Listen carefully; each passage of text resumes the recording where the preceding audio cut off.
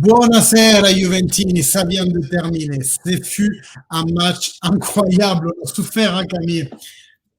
On a souffert, on a serré les dents, on a serré les fesses, on a serré tout ce qu'on pouvait serrer là.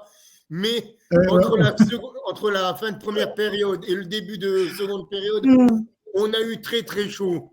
Et c'est grâce à plusieurs hommes qu'on a réussi à décrocher cette petite victoire, mais importantissime victoire de la Juventus à domicile.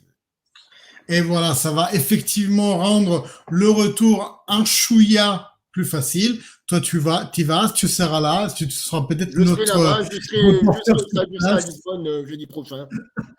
Super. Dans tous les cas, bon, comme d'habitude, on va faire un petit débrief post-match et je découperai ce morceau que je mettrai sur YouTube. D'ailleurs, n'hésitez pas à vous abonner si c'est toujours pas fait. Nous, on parle que des Juve et en vrai, des fois un peu des matchs d'Europe, mais surtout c'est une chaîne de Juventus.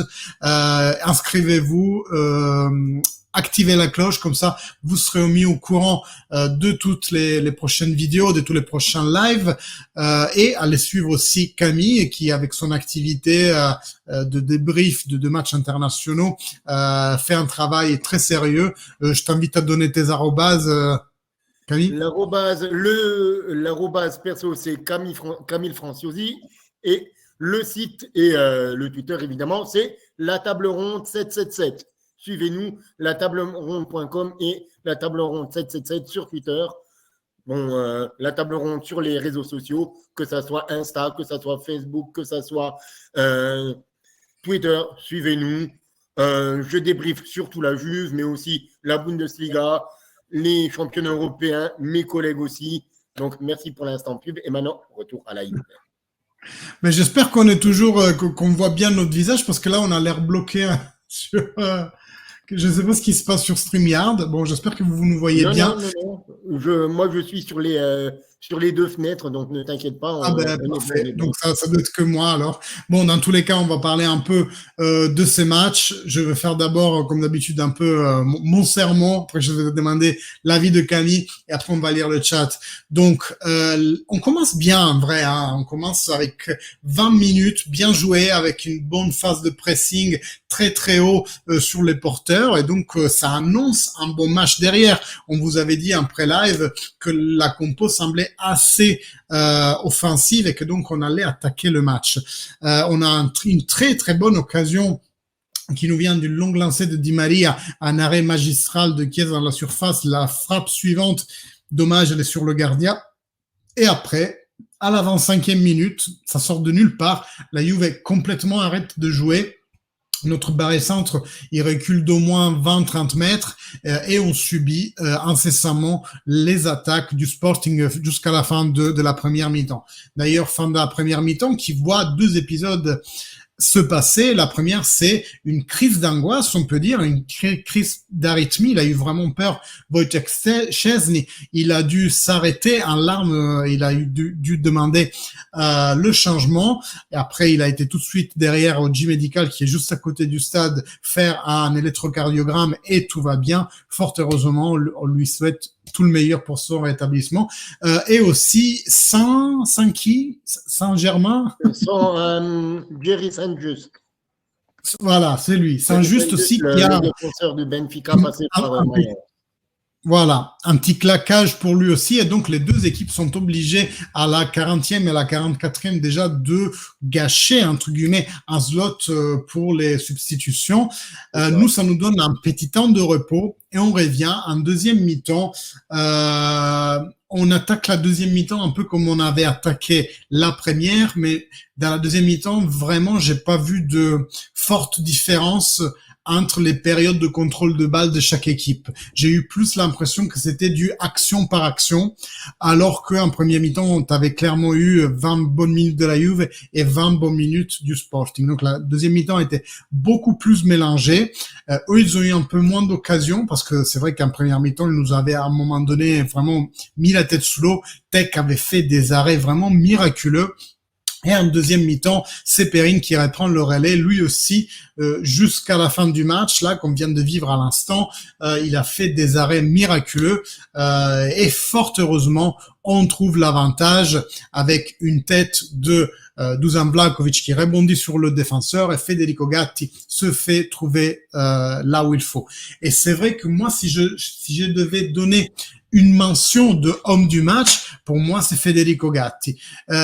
Ça pourrait être les deux gardiens aussi, mais Federico Gatti, c'est son 7e, je crois, match d'affilée qu'il joue titulaire. Sa première titularisation après Monza avait été le retour contre le Fribourg. Et depuis, il est plus sorti, ce joueur. Et il continue à faire bonne prestation sur bonne prestation déjà en défense. Et aujourd'hui, il couronne ce beau filon de prestations avec un but qui donne l'avantage à la Juventus et qui rendra sûrement le match de retour beaucoup plus soft en vrai, parce que aller là-bas, c'est pas facile. Et c'est sur ça que je laisse la parole à Camille pour toi, ton analyse. Ben, tu as un peu déjà tout dit, en fait. Et, pardon. En effet, la Juve a très bien attaqué le match. Vraiment, ils ont eu 15-20 premières minutes. On a vraiment été devant, où on a été incisif. Et après, la Juve a peiné dans la construction du ballon. La Juve a peiné dans le fait d'être incisif, dans le fait de passer dans le camp, tout simplement, d'être dangereux dans le camp des Portugais. Et on a eu beaucoup de mal jusqu'à peu après l'heure de jeu, je dirais. Oui. On a commencé à reprendre du poil de la bête vers la 65e, 70e, quand on a commencé à faire les changements. Ouais, exactement. Locatelli, il y a eu un match hyper difficile. Là. On a donné le mieux. Enfin, toi, donne-moi ton top et ton flop. Moi, j'ai donné mon top, mais mon flop, c'est Locatelli. Ah oui, clairement, Locatelli. Et il y a un truc où je suis triste de le dire, mais pour moi, un autre flop du côté de chez nous, c'est Kostic. Kostic n'a rien apporté aujourd'hui, vraiment, surtout sur le point offensif. Connaissant les qualités qu'a le joueur, il a été vraiment en dessous de son niveau aujourd'hui. Oui, pour moi, si je devais mettre un flop 3, ça serait Locatelli, Kostic et peut-être Cuadrado. Ouais, et c'est vrai que donc tu as cité les deux courroies latérales avec lesquelles on a démarré le match, et c'est ce qui me fait réagir un peu dans ton analyse, c'est que finalement, peut-être qu'on avait visé un match en attaquant avec Cuadrado, Kostic et puis Di Maria, Chiesa et avec les deux sur les côtés. Et en fait, on a eu 2 joueurs sur 4 qui ne marchaient pas. Exact. Parce que je pense que, comme tu dis, en fait, Allegri, il a voulu faire beaucoup jouer sur les ailes avec les 2 doublettes, mais si les 2 pistons ne jouent pas le jeu et qu'ils ne combinent pas avec les 2 ailiers, que ça soit Kostic, que ça soit Chiesa, que ça soit n'importe qui, si tu ne combines pas, ils n'auront pas les ballons et ça ne pourra pas donner grand-chose de concluant. Et là, Cuadrado, Kostic, c'était pas bon. Di Maria, Chiesa, Di Maria a fait un match correct. Mais bon, par contre, mon top pour moi du match, c'est Gatti. Oui. Gatti, les 2 gardiens, et Chiesa, si je dois mettre encore quelqu'un d'autre. Ouais, Chiesa, c'est vrai qu'il a fait 2-3 accélérations des siennes qui te laissent toujours bouche bée, quoi. C'est vraiment un joueur, même un élastique à un moment donné. Donc, bon match aussi de Federico. À un moment donné, j'étais en transe pendant le live, je dis putain, il n'y a que lui qui allume la lumière dans cette équipe. Waouh, très bon match. Mention spéciale que j'ai envie de donner avant d'aller lire le chat, c'est le fair play entre les 2 équipes. Et je l'ai vu à plusieurs endroits. En avant-match, ils avaient fait des petites vidéos sur les réseaux sociaux avec les 2 mascottes. J'ai trouvé que ça envoyait le bon message. C'est le foot que j'ai envie de voir, que nous tous avons envie de voir. J'ai pas envie de voir la Lazio qui fait un mix polémique de toutes les fautes qu'ils ont subies, alors que nous, on en a subi peut-être des plus graves et que de toute façon, ils ont gagné le match. J'ai pas envie de voir De Laurentiis qui nous crache dessus de façon assez voilée. J'ai pas envie de voir Mourinho qui nous crache dessus ouvertement, sans même pas de façon voilée. J'ai envie de voir un sport où deux clubs peuvent s'affronter en toute amitié. Et l'autre point où j'ai vu vraiment du fair play, c'est qu'à un moment donné, nous, on fait une gourde, et c'est la deuxième fois en saison qu'on fait ça, qu'on n'est pas prêt au changement. Il y avait Pogba qui devait rentrer et Paredes avec. Paredes n'est pas prêt. Perin, de son côté, lui, il envoie exprès le ballon en tribune pour qu'on puisse effectuer le changement. Et le changement ne peut pas avoir lieu. Et bordel, le Sporting nous restitue le ballon. Vous imaginez à quel point il y a eu du fair play entre ces deux équipes. Moi, c'est ça le sport que je voudrais voir toujours. Mais c'est bête à dire, mais c'est très beau de la part du Sporting ce qu'ils ont fait. Mais c'est une erreur, mais pas professionnelle en fait. C'est pas digne d'un joueur professionnel de la part de Paredes. Le mec, je sais pas. En plus, il part s'échauffer. C'est pas comme si c'est un garçon qu'on te dit maintenant, mince, le gardien s'est blessé, va comme avant, comme Perrine quand il est rentré. Perrine, il vient faire, on lui dit, bon ben, merde, dès qu'il est en train de faire une crise cardiaque sur le terrain, Mathias, faut que tu ailles au terrain, monte au terrain. Là, il est pas prêt, c'est normal qu'à ce moment-là, Perrine, il est là, bon ben, qu'est-ce que je fais, qu'est-ce qui se passe? Attends, je mets mes gants, je mets mes crampons, machin. Là, je sais pas, Paredes, il est parti s'échauffer quand même avant. Il les a fait, ces longueurs, il sait. Allegri lui a dit, bon ben tu vas rentrer, regarde, tu vas rentrer avec Paul, machin, tu vas faire ci, ça. Non, le garçon, je rentre, bonjour, c'est moi. Oui, ben oui, c'est toi le numéro qu'on appelle là. Tu montes au terrain, tu vas pas aller, tu enlèves ta capuble, tu nous tes chaussures, tu mets tes crampons. C'est déjà arrivé, on a pris un but comme ça en championnat grâce à une mécompréhension vis-à-vis des changements. Bon, on va lire un peu le chat. Salut Brice. Tu vois, il y en a qui nous rejoignent uniquement en post-match. Et puis il y a Gaël qui nous quitte pendant qu'on fait le post-match parce que lui, il a vu le live. Donc content d'avoir gagné, mais honnêtement, on n'a pas le niveau de la Champions. Non, pour cette année, il faut l'oublier, la Champions. Si on est sorti, c'est qu'on n'a pas le niveau. Oui, on a gagné à la douleur. On est à notre niveau là en Europa League. Oui, et même en Europa League, on risque de galérer en fait, parce que si pendant les matchs, on a encore des hauts et des bas comme ça serait déjà beaucoup si on arrive en finale, je trouve. Hein. J'espère que ça va aller mieux. On a gagné dans la douleur avec un grand gars, tiens, Dieu Perrine qui nous sauve. Notre défense a été bonne, Chiesa inarrestable, Locatelli pas bon ce soir, et Paredes inutile comme d'habitude. Bon résumé, Joe. Salut Gaël, on a souffert mais comme souvent cette saison, content de la victoire. Et on a terminé le match en se défendant en 5-4-1. Donc même si on joue 4-3-3, après les deux ailiers viennent replier derrière pour former une ligne de 4 devant une défense de 5. Donc vraiment, c'est pas ceinture et bretelle là, c'est les Arebeg qui sont sortis aussi. Hein. On a content Ouais, on a tout sorti là, exact. Content de la victoire, mais Chiesa en attaque, c'est 0. Bof, c'est que ça a été un peu le seul qui allumait la lumière. Hein. Je sais pas quel match t'as vu, Hugo, mais Chiesa t'a fait le seul tir de la première mi-temps avec un stop magistral. Et puis ses accélérations, c'est tout ce qu'on a vu de vraiment enthousiasmant dans notre phase d'attaque. Hein. Je suis désolé. Hein.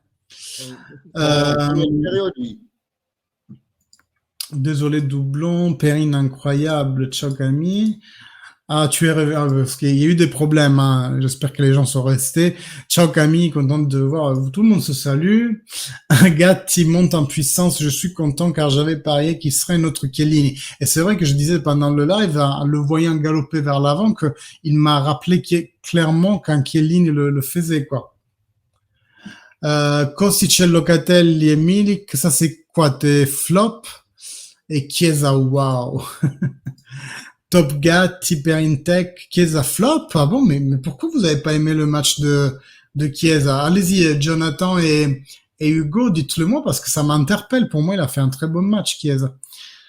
Pour moi, je pense peut-être que Chiesa, il a manqué de fraîcheur sur les 20-25 dernières minutes. C'est peut-être ça.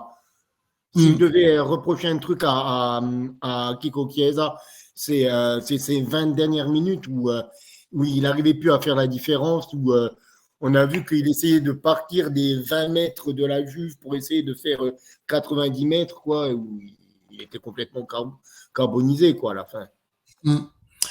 Paredes retour au PSG, mais il a déjà fait ses valises, Emily, c'est pas possible. Rovella, c'est une bonne nouvelle, son retour. Ouais, ben voilà, en fait, ça va être un changement à 0 € pour nous, tant mieux, parce on n'a pas beaucoup d'argent pour faire du mercato cet été, et même si on pouvait en faire, je pense qu'on voudrait, il y a la Guardia di Finanza qui viendrait, pardon, nous chercher par rapport aux plus-values. Non, Chiesa dans le top, je l'ai mis, d'accord. Donc j'ai mal lu en fait. Toi t'es prof des maths, mais tu sais les virgules c'est important, hein, c'est comme les signes plus ou moins. Ça te change l'équation quoi. Non, Chiesa top. Ok, bon, on s'est compris à la fin. Moi, je remercie Camille qui est revenu pratiquement aujourd'hui chez lui de Paris et qui s'est prêté pour être en live. Il sera mercredi prochain à Lisbonne pour ceux qui y vont. Jeudi, je pense plutôt. Qu'est-ce que j'ai dit? Mercredi. Non, jeudi, ouais. Mercredi, je ne serai pas à Lisbonne. Je serai jeudi. Je reprends vendredi matin. Je me suis trompé. D'ailleurs, pour ceux qui l'auraient raté, je vous remets ici notre bière qu'on a bu hier avec Camille parce qu'il était à Paris pour un concert. On s'est vu, c'était vraiment un beau moment de partage. Et d'ailleurs, si vous passez sur Paris ou sur Metz pour oui, et si quelqu'un passe par la Lorraine, évidemment, tenez-moi au courant, on ira se boire un coup.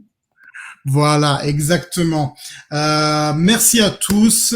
Gardez à l'esprit que vous pouvez vous abonner si c'est toujours pas fait et activer la cloche, ainsi vous serez mieux au courant de tous les prochains lives et les prochaines vidéos. D'ailleurs, on se voit pour Juventus Sassuolo en live et bon, entre-temps, je ferai des vidéos sur les histoires de justice et sur l'équipe, sur le moment de l'équipe. Derrière, Jonathan, tu vois, elle te défend, Amel, Jonathan. Merci à tous. Je disais, fino alla fine, forza Juve. Ciao. Ciao.